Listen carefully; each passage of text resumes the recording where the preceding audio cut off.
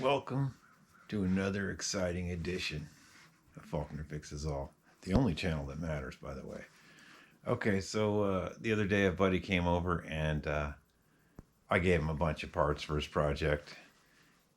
And we repacked this old wheel. And I thought to myself, you know, I don't have any videos of me repacking a wheel, a vintage wheel. So we're going to do that. But first, I'll give you a little update on the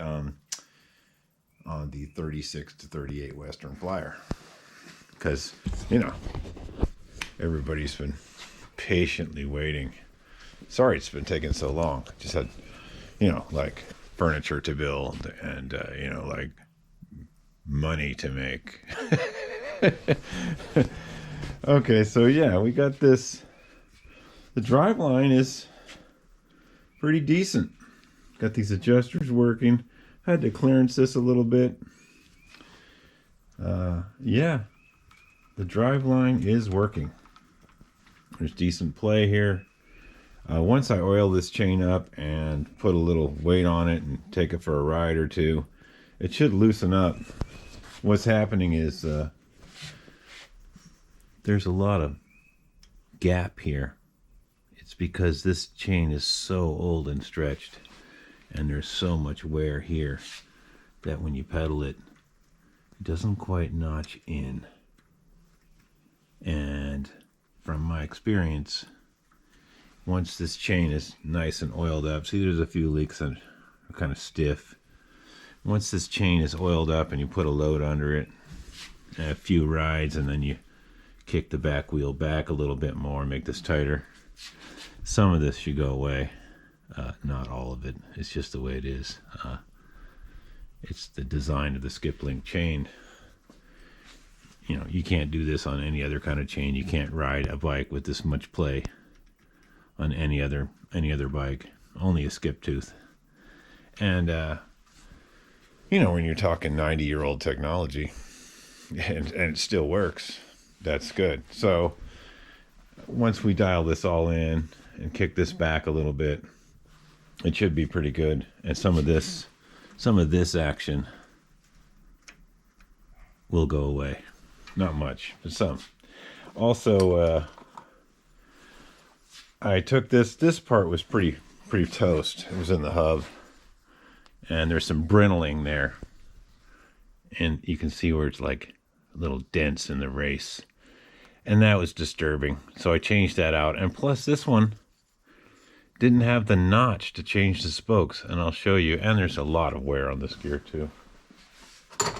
So I put one in that has the notch, and that notch was there so you could change a spoke without taking the whole wheel apart. Kind of a nice feature. So yeah, I changed that out, and let's see if we can see it. Where's the notch? There's the notch. So that allows you to change a spoke on the gear side without taking the whole world apart.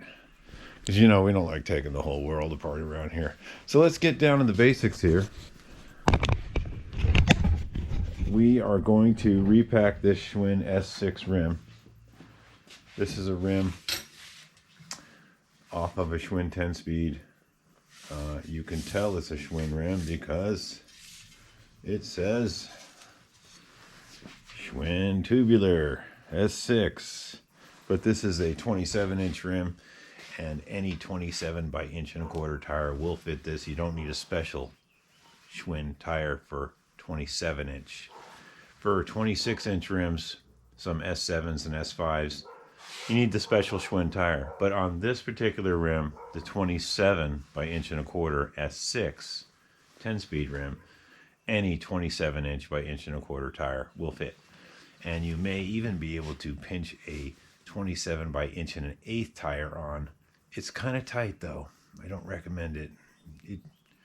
With some finagling and careful spooning, you can get the smaller tire on, but stick with the 1.25". That's what it's designed for. Okay, so first thing we're going to do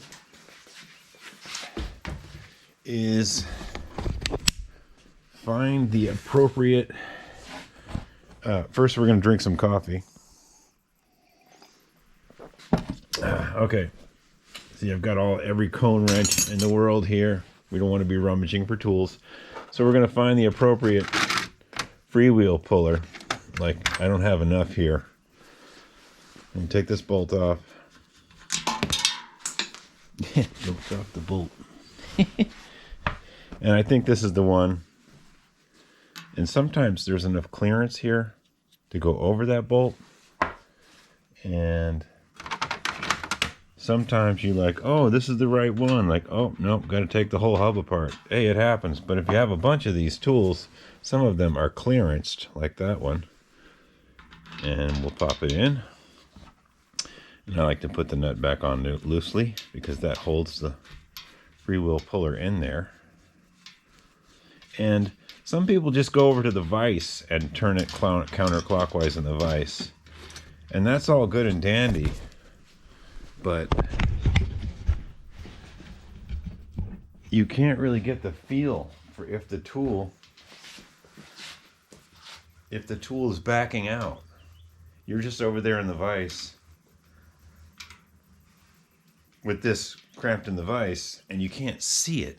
It's like this, and you're putting it in the vise, and you can't see what that tool is doing. So what I like to do is just put a nut on there to hold that in, put it on the ground, or and undo it counterclockwise with a big crescent. Then you can see what the tool is doing. If the tool is coming out or shredding or popping, you're not going to be able to see that in the vise. It'll be down in there. So with the wrench, you can see what's going on. And that's kind of important. All right, so we're going to take this off.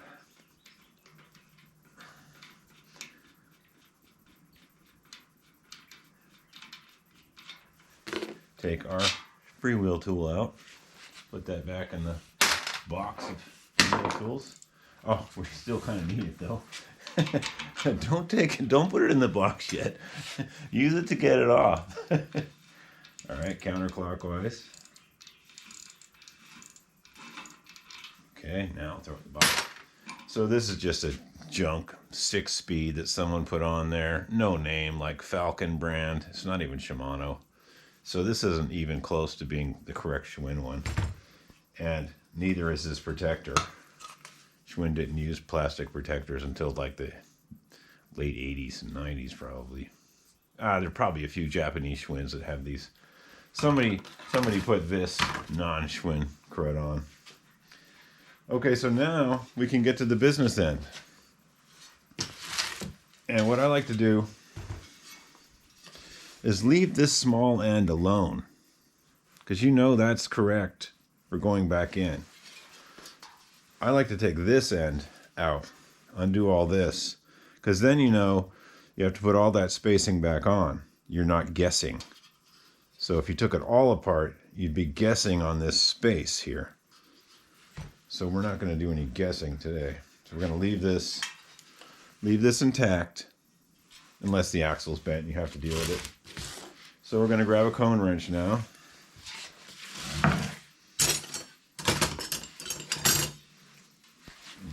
Wrong one.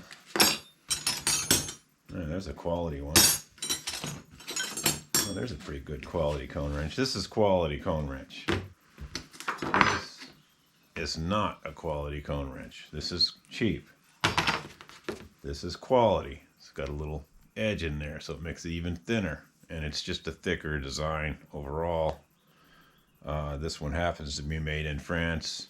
They do actually make good stuff in France, by the way. Sometimes. Okay, so we're going to hold that there. And take this other wrench. Take a wrench that fits. Kind of. Okay, we got that part out. This part is just the spacer for the freewheel. This part is just a spacer, depending on how big your freewheel is. And we'll take this off.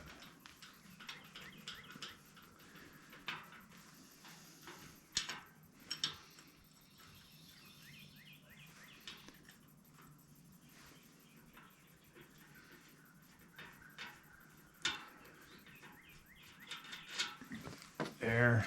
Okay. And see, this is a common problem with vintage 10-speeds. Like, this wasn't even tight.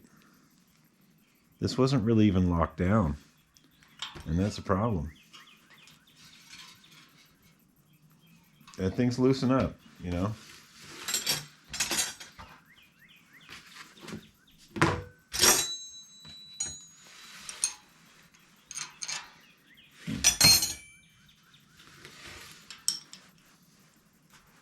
Oh, that was tight.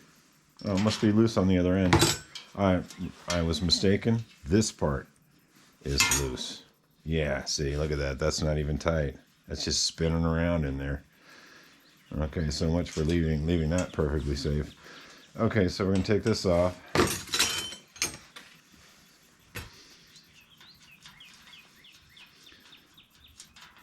And there might be a washer with a little notch in it. No, this axle doesn't have the notch. Some axles have a little notch ground in them. And there's a little washer that goes in between this retaining nut and the race. But this one doesn't have it. This is just a normal washer. Okay, so now we're getting to the nitty gritty. We're going to take this cone out.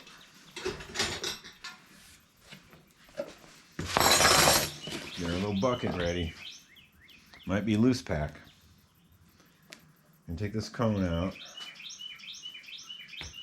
I can't grip it because it's greasy. Usually the wheels I work on,